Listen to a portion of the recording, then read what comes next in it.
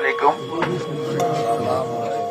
সোনাগাজী সম্মানিত এলাকাবাসী, আপনারা জানেন এই ক্লান্তি লগ্নে বাংলাদেশ সেনাবাহিনী কেউ যদি অগ্নিসংযোগ এবং বিভিন্ন প্রকারের হুমকি দামকি যদি দিয়ে থাকে এবং আপনাদের পাশে যারা সংখ্যালঘু আছে তাদেরকে কোনো প্রকার উচ্ছেদ বা হুমকি এবং তাদের ঘর বা বিভিন্ন জিনিস উচ্ছেদ করার কোনো পরিকল্পনা করে, দয়া করে আপনারা আমাদেরকে অবগত করবেন।